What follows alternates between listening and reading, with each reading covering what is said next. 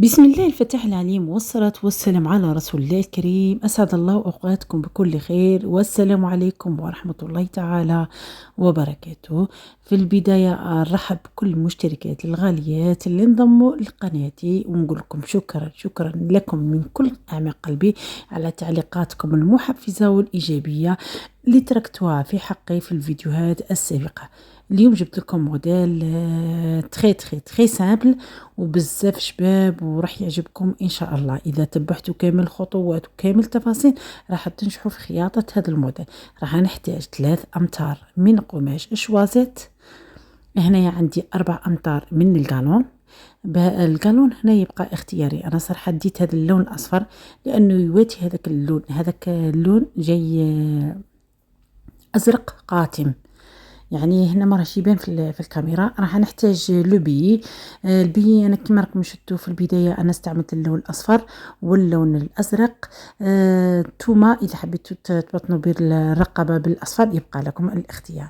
شوفوا هنايا انا ديت من القماش تاعنا هذيك 3 امتار بعد ما شمختها ونشف لي القماش تاعنا. ديت 95 سنتيمتر، يعني ديت 95 من الجهة الأمامية والجهة الخلفية. راح نفصل هنايا، راح نفصل الصدر عن الجلال تاعنا تاع الروبة تاعنا بهذا الشكل. راح ندي يعني قطعتين فيهم 95 سنتيمتر. هذيك 95 راهي مثنية بين نكونوا متفاهمين خيتي. اللي بقى لي حوالي 56 سنتيمتر، هذيك بقات لي راح نفصل بها الصدر تاعنا الجهة الأمامية والجهة الخلفية. نجي هنايا من الطول تاع هذاك الروبه تاعنا او القماش تاعنا. القماش كما تعرفوا دائما راه فيه متر ونصف. من هذيك متر ونصف انا يديت الطول تاع الروبه تاعنا، الطول تاعها عفوا. كان عندي ديت القياس اللي يناسب لي، كل وحده تدي على حساب تقيس من الخصر الى الاسفل. انا ديت حوالي متر و12 سنتيمتر. هنا راح نديت فيها حق الكفة اللي في الفوق عند الخصر، والكفة اللي راح نستعملوها في الأسفل. إن شاء الله يكون الشرح مفهوم والطريقة مفهومة. راح تبقى لي قطعة من هذيك متر ونصف، هذيك تاع الطول تاع القماش تاعنا. هذيك القطعة السفيفة أو السيك طويلة هذيك اللي نقصتها من متر و12، هذيك هي اللي راح نفصل بها الأكمام. هذه هي القطعة اللي بقات لي، راح نقصها وراح نشوفوها أمامكم. القطعة هذه اللي أمامكم اللي راني نسطر بالمسطرة، هذه راح يكون قياس تاعها 32. هذه من الطول تاع الروبة تاعنا اللي قلت لكم ديت الطول تاعها متر و12 سنتيمتر. هنا يبقى لي تقريبا حوالي 32 سنتيمتر. هذه هي راح نستعملها للأكمام. بطبيعة الحال راهي العرض تاعها او راه ندوبلي على 2. الجهة الأمامية والجهة الخلفية راح يكون فيها كما قلت لكم جهة الخصر 95 سنتيمتر. هنايا نجي للقطعة اللي بقات لي اللي قلت لكم فيها 56 سنتيمتر. هذيك ديتها من الطول تاع القماش تاعنا، يعني من متر ونص، من 3 امتار. ديت هذيك 56 سنتيمتر. راح ندي قطعتين منها بقياس 60 سنتيمتر على 42 سنتيمتر. نجي من الجهة تاع 60 سنتيمتر نطويها على 2، راح نتسمى نطويها على 4 ونفصلوا الصدر تاعنا بكل سهولة. هنا ديت الرقبة الخلفية فيها 8 سنتيمتر على 5 سنتيمتر. أما القياس تاع الكتفين ديت 20 سنتيمتر، راح نهبط كذلك ب20 سنتيمتر وندي الدورة تاع الصدر. كل واحدة تقيس الدورة تاع الصدر تاعها الخاصة بها. انا هنايا ديت 30 سنتيمتر، راني بطبيعه الحال دايه قياس تاع حق الخياطه. نعمل هذاك المستطيل ونطلع ب2 سنتيمتر او 3 سنتيمتر باش نعمل الدوره تاع الابط. نجي هنايا للرقبه الاماميه، انا صراحه ديت 12 سنتيمتر. نتوما من الافضل تدو حوالي 14 او 15 سنتيمتر باش يجيك مقياس، خاطر راح نزيد في النهايه. نجي هنايا من جهه الخصر، شوفوا هنايا من جهه الجوانب تحت الابط راح ندخل ب2 سنتيمتر ونجي مباشره نفصلوا الرقبه الاماميه. كما قلت لكم انا هنايا هبطت ب12 سنتيمتر وجاتني قليله، حسيت باللي الرقبه ضيقه شويه، زدت حوالي 3 سنتيمتر باش تجي الرقبه تاعنا مفتوحة وتجي مهوية. كما تعرفوا هذا موديل صيفي وراه سخانة يواتي الموديل تاعنا. نجي كذلك لجهة الأكتاف دائما نهبطوا بهذيك 2 سنتيمتر باش الأكتاف تاعنا ما يجوش طالعين بزاف، ونروح مباشرة للجهة السفلية ندخل بحوالي 3 سنتيمتر. شوفوا نجي من الجانبين ندخل للجهة الداخلية المغلوقة ب3 سنتيمتر ونعمل هذاك الميلان باش الروبة تاعنا أو البدعية تاعنا ما تجيش هابطة في الجوانب. بهذا الشكل نكون فصلنا الجهة الأمامية والجهة الخلفية. راح نفصل الخلف عن الأمام باش نعمل دورة على الصدر. راح تشوفوا أنا أعطيتكم 12 سنتيمتر من بعد زدت. شوفوا الأخوات اللي قالوا لي ما تفصليش على الواجهة، صراحة أنا نستعمل الصابون راه جد رائع في التفصال وبكل سهولة يتمحى، ما يغبن ما يخليك لا اللي طاش ولا اللي تخاص. شوفوا معايا نجي هنايا كما قلت لكم نزيد انا هذيك 3 سنتيمتر باش نزيد الدوره تاع الصدر. راح نقصها الجهه الاماميه بهذا الشكل ونكونوا فصلنا الربه تاعنا. نجي كما راكم تشوفوا من جهه الاكمام دائما الجهه الاماميه ندخل بهذيك حوالي 1.5 سنتيمتر ونعمل هذيك الحرده. ومن بعد نجي كما راكم تشوفوا القطعه اللي خليتها هي اللي راح الدورة تاع الإبط كما راكم تشوفوا فيها. راح نقيس عليها الأكمام تاعنا. نجيبوا هذيك القطعة اللي بقات لنا راح نطويها على 4 بهذا الشكل. نفصلوا الأكمام بكل سهولة. دائما تدوا هذيك القياس اللي يطيح لكم قسموا على 2 وطلعوا من الفوق ب2 سنتيمتر وهبطوا من الجهة السفلية. أنا طويتها على 4. راح ندي الدورة تاع الذراع حوالي 20 سنتيمتر كما راكم مولفين في الفيديوهات العادية. شوفوا راح ديت هذاك القياس حطيت النقاط ومن بعد راح نديروا هذيك الزياده من الفوق من جهه المغلوقه ونهبطوا بهذا الشكل. ومن بعد ندي القياس تاع الدوره تاع الذراع. هنا الذراع تاعكم راح يكون بسيط. هذا هو الشكل تاعه انا فصلته. راح من بعد نخيطه معكم وتشوفوا طريقه الخياطه كامله بالتفصيل الممل على الماكينه ان شاء الله.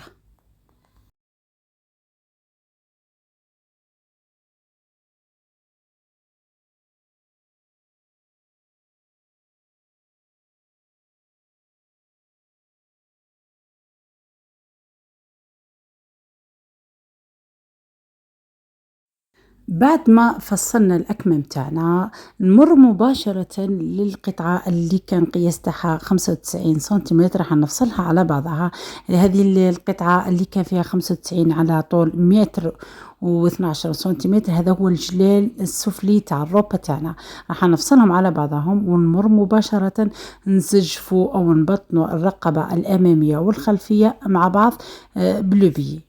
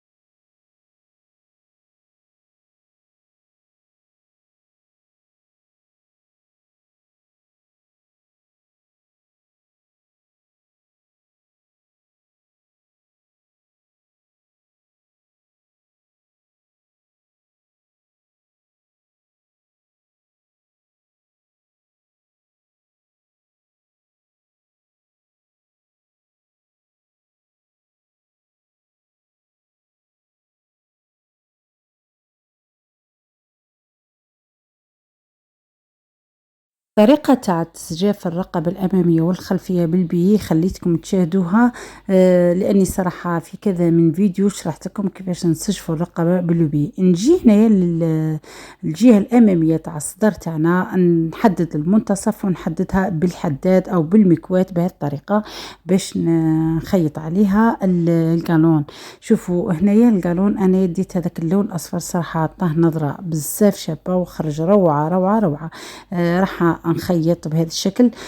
نحط على الرقبة الأمامية من الجهة من الواجهة تاع القماش تاعنا بهذا الشكل. راح نعمل على الدورة تاع الصدر، ومن بعد راح نرسم أو نفصل الشكل اللي راني حبيته هنايا من الجهة السفلية. تبعوا غير كامل الخطوات. صراحة الطريقة راهي جد سهلة وجد ممتعة، فننصحكم تجربوا هذا الموديل. خرج بزاف شباب هذا الموديل. بزاف اخوات عفوا طلبوا مني نعمل لهم شكل دائري، فرغبت لهم عملت لهم هذا الموديل. وكذلك طلبوا مني قياس كبير، فهذا قياس دبل اكس او حتى التريبل اكس.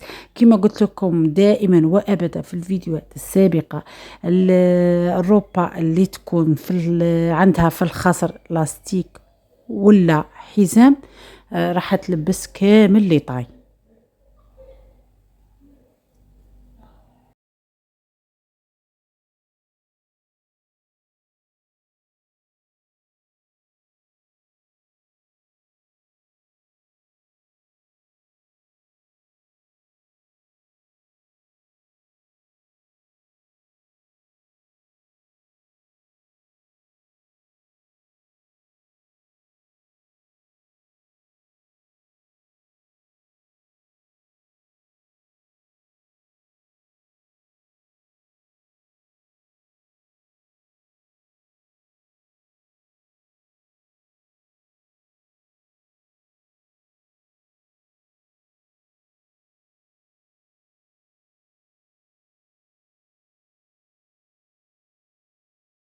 هنا يا حبيباتي بعد ما خيطت الطريقة الثانية من الجهة الثانية للصدر تاعنا بهذا الشكل، راح نجيب لوبي نحطه من الجهة السفلية بهذا الشكل، ومن بعد نزيد نثبته من الجهة الفوقانية للصدر تاعنا أو للرقبة تاعنا. اذا عجبكم الموديل ما تنسوناش تكتبونا في التعليقات وتحطوا لي رايكم بكل صراحه. صراحه رايكم يهمني في هذه الفيديوهات، واذا كانت في اي اخطاء يا ريت تنصحوني كامل رانا نتعلموا، كامل نحبوا نتعلموا من الاخطاء تاعنا، فالانسان ما يخجلش من العيب اللي فيه دائما. اذا كان فيه اي خطأ يا ريت تكتبوا لنا في التعليقات، ان شاء الله نكونوا باش نستفادوا من بعضنا. اصلا الانسان راه يتعلم، احنا نتعلموا وانتم تتعلموا ان شاء الله. غير بالتوفيق للجميع. هنايا بعد ما نخيط هذه الجهه كما راكم تشوفوا فيها، راح نجي للجهه السفليه، راح نعمل هذيك التستيفات اللي تحدثت لكم عليها للجهه السفليه. كما شفتوا راح نعمل الجهه الاماميه والجهه الخلفيه بنفس الطريقه. شوفوا معايا ذاك القالون كيفاش جا شباب، ومع البي خرج تحفه صدقوني، خرج روعه روعه. راح نستف او نعمل هذوك عفوا قبل ما نعمل هذوك التستيفات، راح نجي للاكمام كذلك راح نديرهم القالون ونزيد نفينيهم بالبي من الجهه السفليه. وكل مره نجيب لكم طريقه في الخياطه، فانتبهوا لكامل الخطوات اللي راني نحطها في الفيديوهات هذه. صراحه لا فينيسيون تجي روعه، القماش تاعكم يجي متين، الخياطه تجي متينه. لازم لازم لازم تدوا العين اعتبار الخطوات او التفاصيل اللي راني نقدمها لكم، غير باش الفينيسيون تاعكم تجي ما شاء الله.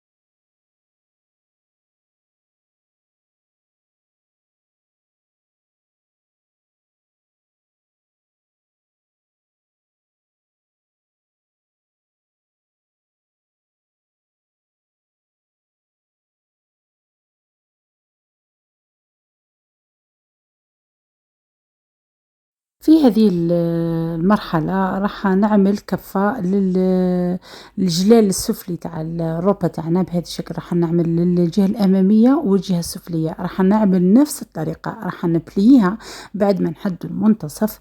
راح نخلي 10 سنتيمتر من الجوانب ونبلي الوسط كامل، ومن بعد نحط الصدر تاعنا أو الجهة الأمامية فوق هذاك وين عملنا هذيك التستيفات بهذا الشكل. شوفوا انايا كما قلت لكم ركزوا هنايا. صراحه هذه الطريقه راهي جد سهله جد بسيطه. نحدوا بالطبشور بعد ما عملنا ذيك الكفه من الفوق، نزيد نعاود لكم نزيد نركز. انا راني نعمل في هذيك التستيفات ونثبتهم بالدبابيس، راح نخيطهم ومن بعد عاد نحط الصدر تاعنا من الفوق. ركزوا هنايا، راني نقول لكم باللي راح نحط الصدر تاعنا او الجهه الاماميه من الفوق، وبعد ما كذلك راح نزيد ننبهكم للجهه الخلفيه. الجهه الخلفيه مانيش عاملين فيها القانون بهذا الشكل، راح نحطوها هي كذلك من الفوق، ولكن راح نعمل لها كفه صغيره. الجزء العلوي تاع الظهر تاعنا راح ندير له هو كذلك كفه، ونحطها بنفس الطريقه، نخيطوه ونمر مباشره. من بعد نثبتوا الجهه الاماميه على الجهه الخلفيه، الجهه الاماميه عفوا على الجهه السفليه، نخيطوها كامل. من بعد نثبت هذاك القانون اللي راح نديرها في الخاصر. لوبي صراحه انايا ثنيت مع بعضه، يبقى لكم الاختيار. اذا كان عندكم لوبي عريض تثنوه غير على 2 وتعملوا حزام منه بنفس اللون. هنا يبقى لكم الاختيار. ومن بعد نزيدوا نركبوا الاكمام ونكمل كامل الجبهه تاعنا، نقفلوها من الجوانب ونعملوا لها كفه من الجهه السفليه بكل سهوله. ان شاء الله كامل هذه الخطوات اللي مديتهم لكم ان شاء الله تكونوا استفدتوا منهم. شوفوا هنايا الخياتي كما قلت لكم راح نحطها من الجهه الفوقانيه، لاني صراحه راح نزيد نغطي هذيك الجهه تاع الخصر او تاع الوسط بالقالون والبي في المنتصف.